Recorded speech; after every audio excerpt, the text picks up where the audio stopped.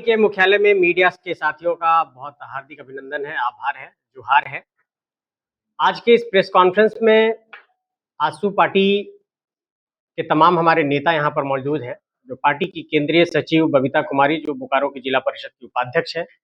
Party के वरीय नेता प्रदीप महतो जी, जो धनबाद और बागमारा इलाके में सक्रिय तौर पर संगठन के कार्य को देखते हैं। और पार्टी की महिला नेत्री रजनी रवानी जी इस प्रेस कॉन्फ्रेंस में मौजूद हैं और बोकारो जिला के अध्यक्ष आदरणीय सचिन महतो जी मौजूद हैं। साथियों, इस प्रेस कॉन्फ्रेंस में मुख्यतः झारखंड में जो कानून की व्यवस्था है, लॉ एंड ऑर्डर है, उस मसले पर हम लोग अपनी बातों को रखने वाले हैं। मीडिया के साथियों को एक आंकड़ा देना चाहता हूं कि झारखंड पुलिस का ये आंकड़ा है कि साल 2026 में 1347 मर्डर की घटनाएं झारखंड में हुई है। और साल 2026 में जनवरी और फरवरी का आंकड़ा झारखंड पुलिस ने जारी किया है, जिसमें 200 मर्डर की घटनाएं हुई हैं और 109 मर्डर की घटनाएं जनवरी 2026 के महीने में हुई है और 91 मर्डर की घटनाएं फरवरी 2026 के मंथ में हुई है। मार्च और अप्रैल का आंकड़ा अभी झारखंड पुलिस ने जारी नहीं किया है, लेकिन इस आंकड़ा के अगर औसत को देखते हैं तो मार्च और अप्रैल के इस महीने तक झारखंड में लगभग 400 मर्डर की घटनाएं हो चुकी हैं। सवाल ये उठता है कि क्या झारखंड पुलिस मर्डर की घटनाओं पर या फिर गंभीर और संगीन अपराध के मामले में सजगता से और गंभीरता से कार्य करती है? बोकारो के पिंडरा जोरा थाना का मामला आप सबको याद होगा। 21 जुलाई 2025 को बोकारो के पिंडरा जोरा थाना क्षेत्र से वहां पर एक उस इलाके की बच्ची, एक बेटी गायब हो जाती है और उनकी मां रेखा देवी और उनके जो पति अनंत महतो हैं, तो रेखा देवी जी ने 21 जुलाई 2025 को बोकारो के पिंडरा जोरा थाने में एक आवेदन दिया कि हमारी बेटी गायब हो गई है, उसका अपहरण हुआ है। और बाकायदा उन्होंने अभियुक्त का नाम भी उसमें दिया, बाय नेम्ड एफआईआर किया। पुलिस ने इस एफआईआर को चेंज करते हुए 24 जुलाई 2025 को एक एप्लीकेशन पर कार्रवाई प्रारंभ की। और आपको आश्चर्य होगा कि इतने संगीन मामले में, जहां पर एक बेटी गायब हो जाती है, उस मामले में पुलिस ने 4 अगस्त 2025 को एफआईआर दर्ज किया। इसका मतलब ये साफ स्पष्ट है कि पुलिस इस मामले में लापरवाही बरत रही थी और बार बार एसपी के पास जाने के बाद, डीसी के पास जाने के बाद, डीएसपी के पास जाने के बाद इस मामले में एफआईआर दर्ज नहीं किया जा रहा था। तो 4 अगस्त 2025 को एफआईआर दर्ज किया गया और एफआईआर दर्ज करने के बाद जब कोई कार्रवाई नहीं हुई तो पीड़िता की मां लगातार जाकर के गुहार लगाने लगी। गुहार लगाने के बावजूद भी कोई कार्रवाई नहीं हुई। तो अंततः आजसू पार्टी की जो महिला नेत्री हैं और बोकारो जिला परिषद की उपाध्यक्ष हैं, वो पीड़िता की मां को लेकर के हाईकोर्ट पहुंची और हाईकोर्ट ने फटकार लगाया और हाईकोर्ट की फटकार के बाद एक एसआईटी गठित की गई। और एसआईटी गठित किए जाने के बाद 11 अप्रैल को पुलिस ने यह दावा किया कि हमने उस अपहरण किए गए लड़की का जो ह्यूमन स्केलेटन है वो बरामद किया है। तो सवाल ये उठता है कि क्या झारखंड पुलिस किसी एफआईआर पर, किसी गंभीर अपराध के एफआईआर के मसले पर तभी कार्रवाई करेगी जब हम हाईकोर्ट का रुख करेंगे? क्योंकि सरकार के पुलिस महकमे में ये एक परिपाटी बन गई है कि किसी भी मसले पर जब तक हाईकोर्ट का रुख नहीं करते हैं या फिर कोई एक राजनीतिक दबाव नहीं होता है, पुलिस काम नहीं करती है। और ये तमाम मसलों में इसी तरीके से यही परिपाटी देखने को मिली है। इस मसले पर विशेष अपनी बातों को रखने के लिए क्या घटनाक्रम हुआ है और हाईकोर्ट कैसे लेकर के गई, बबीता जी अपनी बातों को रखेंगी। उनसे अनुरोध है कि मीडिया को वो संबोधित करेंगे। शुक्रिया। पूरा जो कहानी है 6 महीना का, उनके परिजन के साथ क्या हुआ वो तो बबीता दी बताई, संजय भैया बताएं, सचिन जी बताएं। 6 महीना के बाद जब वो लोग पूरा थक गई एसपी डीएसपी के पास जाके, तो 6 महीना के बाद सोशल मीडिया के माध्यम से उनकी माँ ने मुझसे कांटेक्ट किया कि दीदी मैं हर जगह जाके थक गई हूँ, मेरी बेटी नहीं मिल रही है, मुझे न्याय दीजिए और मेरी बेटी खोज के लाइए। तो उसके बाद मैं उनके घर गई, उनके साथ वहाँ स्थानीय थाने में गई। स्थानीय थाने में जाने के बाद जो वहाँ के बड़ा बाबू जो थे हमारे अभिषेक रंजन जी, उनका महिलाओं के प्रति जो उनका विचार था वो सुन के मैं दंग रह गई और मैं उसी समय श्योर हो गई थी कि कहीं ना कहीं यहाँ पे कुछ हो रहा है। उनका कहना था कि इस एरिया से पर डे एक लड़की गायब होती है और हम लोग खोज खोज के लाते, हम लोग का दिन भर यही काम है। वो हमसे झड़प करने लगे। तो हम उनको फर्स्ट दिन ही बोले थे कि यदि पर डे लड़की गायब हो रही है तो पर डे आपका काम है, आपका ड्यूटी है, आपका दायित्व है कि आप उस लड़की को एक बार खोज के लाइए। यदि वो नाबालिग लड़की है, अपनी इच्छा से कहीं गई है, तब तो कोई बात नहीं। यदि नाबालिग है तो वो कहाँ गई, उस पर जो कार्रवाई होनी चाहिए वो होना चाहिए। तो मैं फर्स्ट दिन में ही सर को बोली थी कि यदि आपसे नहीं हो पा रहा है तो आप अपने थाना में ताला लगा दीजिए।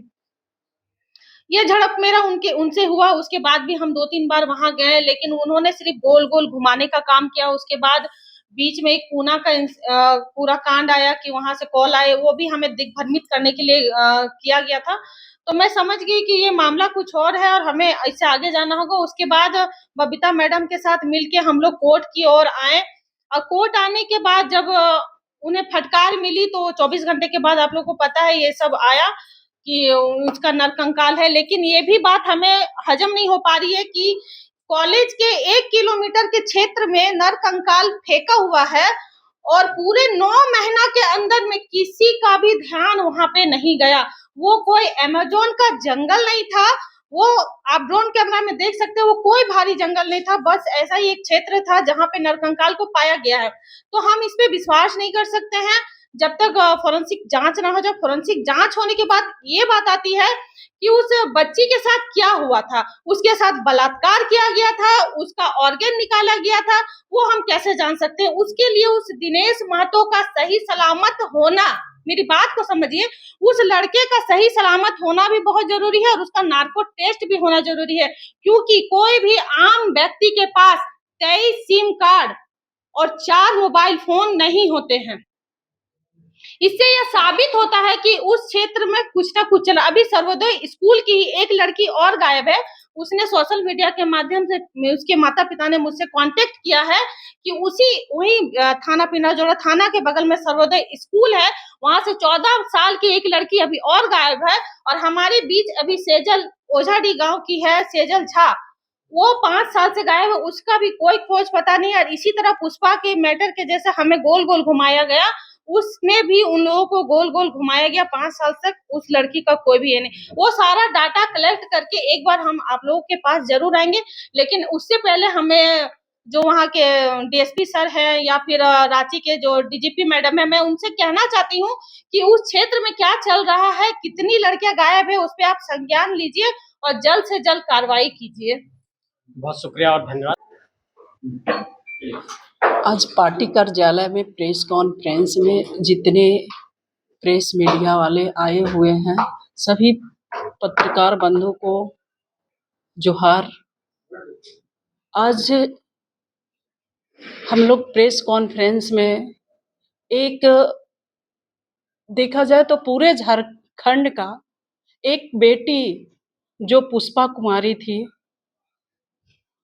उनके जो 9 महीना का प्रशासन की ओर से जो रवैया रहा, बहुत ही दुखनीय घटना और दर्दनाक घटना कि एक माँ की बेटी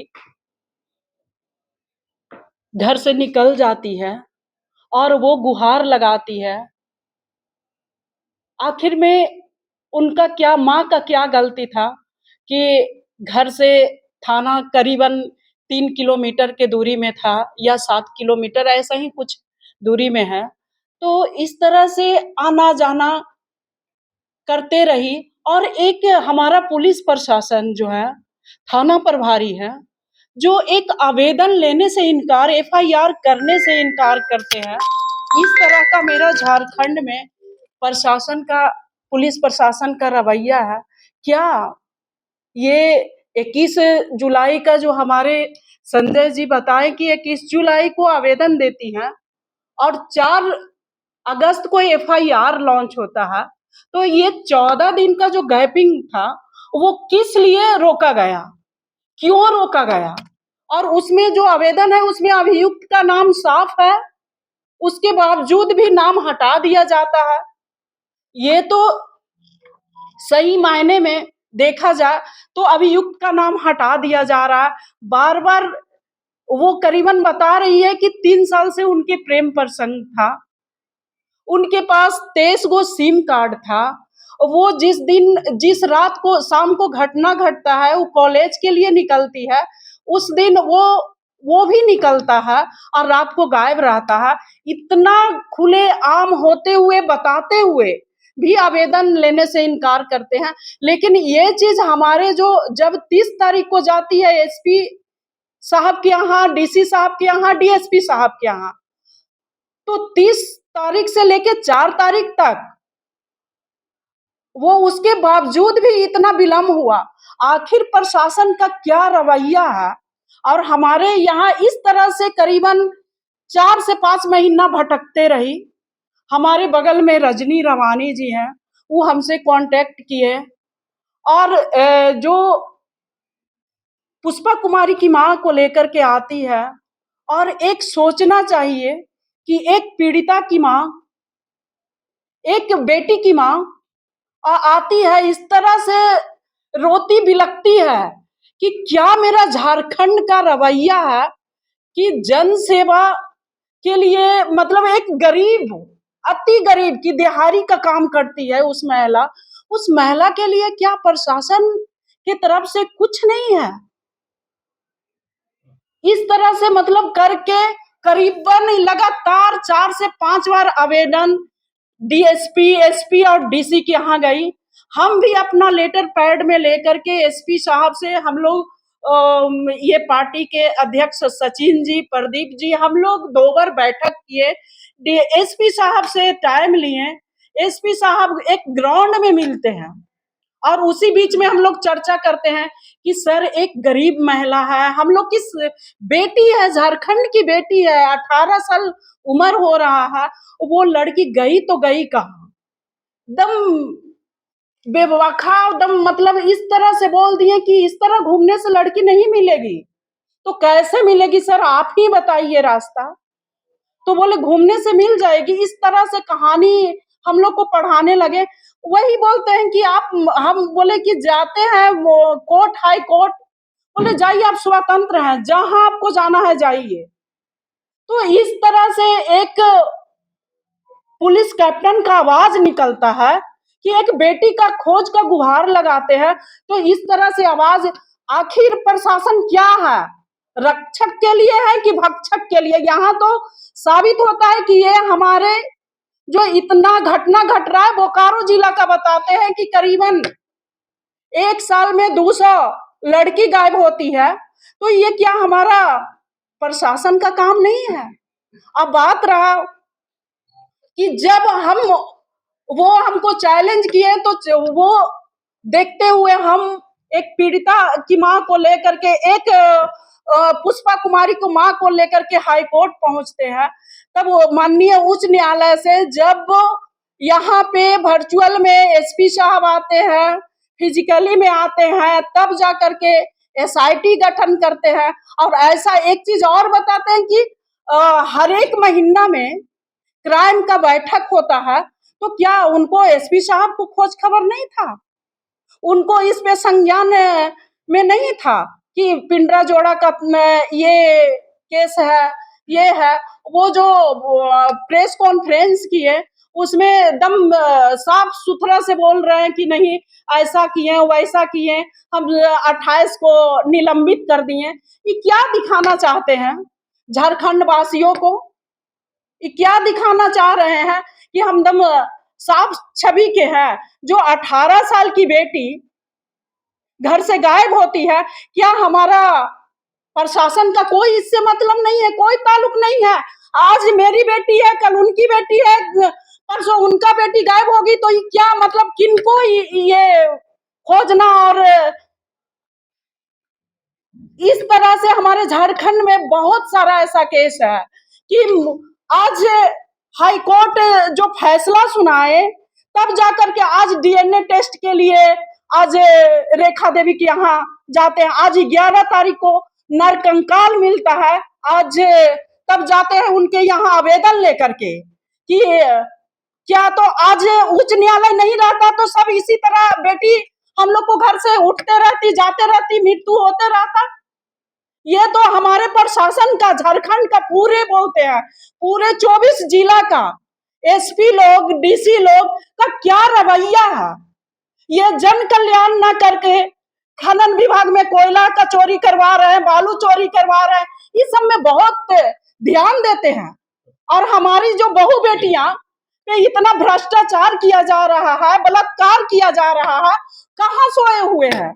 आज देखिए कि उच्च न्यायालय से जब यहाँ से डांट फटकार मिलता है, यहाँ से प्रताड़ित किया जाता है, तब जाकर के उनको घर का जो हमारे अभियुक्त के घर अभियुक्त को ना पकड़ के देखें कि 3 तारीख का घटना उनका परिजन को ला करके टॉर्चर किया जा रहा है, मारपीट किया जा रहा है, तब जाकर के हाई कोर्ट में फिर से हम लोग इसके ऊपर एक फाइल लिखवाते हैं, तब जाकर के वहां से फिर दूसरे आदमी को उठा लेता है। ये तो हमारे पुलिस प्रशासन का काम है। और आज के डेट में 28 गो पुलिसकर्मी को निलंबित करके हमारे एसपी साहब सफाई देना चाहते हैं कि हम इन लोग को कार्रवाई कर दिए। क्या हमारे एसपी साहब का उसमें कोई गलती नहीं है? आप जो ये क्राइम का बैठक कर रहे थे, एसआईटी का टीम जो गठित किए थे, उसमें आप क्या कर रहे थे? ठीक है, बहुत शुक्रिया। इस मामले में एक बड़ा फैक्ट ये भी है कि पुलिस ने इस मामले में बड़ा तथ्य ये भी है कि पुलिस ने अपना जो प्रेस रिलीज जारी किया है 11 अप्रैल को, उसमें पुलिस